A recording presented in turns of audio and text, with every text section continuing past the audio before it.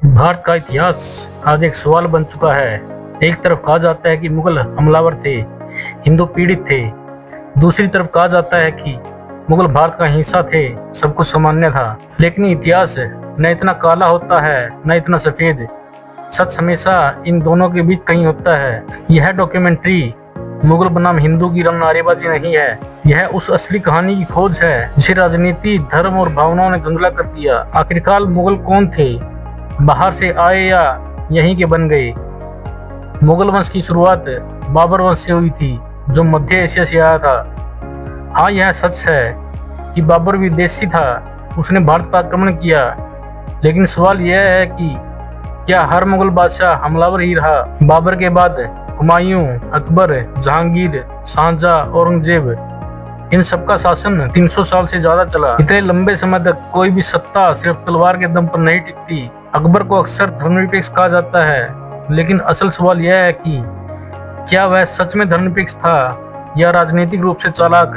तथ्य ये दिए जाते हैं कि अकबर ने जजिया कर हटाया, राजपूतों से वैवाहिक संबंध बनाए, हिंदुओं को ऊंचे पद दिए। उसके दरबार में राजपूत राजा टोडरमल, बीरबल, मानसिंह।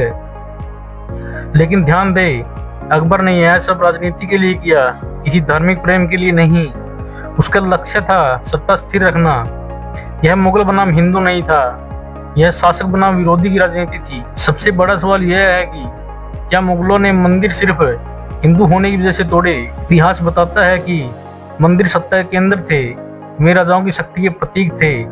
जब कोई राजा हारता था तो उसका किला गिराया जाता, उसका मंदिर भी गिराया जाता। यह प्रथा मुगलों से पहले भी थी। इसका मतलब यह नहीं था कि मंदिर तोड़ना सही था, बल्कि यह है कि यह राजनीतिक दंड था, सिर्फ धार्मिक नफरत नहीं। औरंगजेब को आज एक खलनायक की तरह दिखाया जाता है, लेकिन इतिहास इतना सरल नहीं है। सच यह है कि उसने जजिया लगाया, कुछ मंदिर तोड़े, धार्मिक कठोरता बढ़ी, लेकिन साथ ही उसके शासन में सबसे ज्यादा हिंदू अधिकारी थे।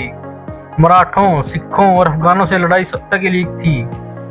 उसने इस्लाम को राजनीति में जरूर इस्तेमाल किया। औरंगजेब धर्म से ज्यादा सत्ता का भूखा शासक था। इतिहास को ईमानदारी से देखे तो एक सवाल उठता है, क्या पूरा हिंदू समाज मुगलों के खिलाफ एक था? इसका उत्तर होता है नहीं। सच यह है कि कई हिंदू राजा मुगलों के सहयोगी थे, कई हिंदू सेनाएं मुगल फौज का हिस्सा थी। मराठा, राजपूत, जाट आपस में ही लड़ते थे। यह लड़ाई हिंदू बनाम मुस्लिम नहीं थी, राजा बनाम राजा थी। धर्म अक्सर सिर्फ झंडा बनता था। मुगल बनाम हिंदू की लड़ाई में सबसे ज्यादा नुकसान आम जनता का हुआ, किसान का हुआ, कारीगर का हुआ, मजदूर का हुआ। उनके लिए राजा कौन था इससे फर्क नहीं पड़ता था, टैक्स हर हाल में देना पड़ता था। धर्म के नाम पर लड़ने वाले राजा हमेशा आम लोगों को ही मरवाते थे। असल खेल अंग्रेजों से शुरू होता है। अंग्रेजों ने भारत के इतिहास को हिंदू काल, मुगल काल और ब्रिटिश काल में बांट दिया। इससे हिंदू और मुसलमान अलग दिखे, साझा इतिहास टूट गया। अंग्रेजों को चाहिए था डिवाइड एंड रूल। उन्होंने मुगलों को विदेशी अत्याचारी बताया, हिंदुओं को स्थायी पीड़ित। यह कहानी राजनीति के लिए बनाई गई। आज इतिहास चुनावी मुद्दा है, मुगल खलनायक दिखाए जाते हैं, हिंदू एकजुट वोट। लेकिन सवाल यह है कि क्या इतिहास आज की नफरत के लिए है या सीखने के लिए? इतिहास को हथियार बनाना सबसे खतरनाक काम है। आज पूरे इतिहास को देखे तो असली संघर्ष था सत्ता बनाम सत्ता का, राजा बनाम राजा का, साम्राज्य बनाम साम्राज्य का। धर्म बहाना था, पहचान थी, लेकिन जड़ नहीं। मुगल बनाम हिंदू इतिहास की सच्चाई नहीं, यह एक सरल कहानी है जो जटिल सत्य को छुपा देती है। मुगल शासक थे, संत नहीं थे। हिंदू राजा भी दूध के धुले नहीं थे। जनता हर दौर में पीड़ित रही। इतिहास को समझना मतलब नफरत नहीं, बल्कि बुद्धि पैदा करना है।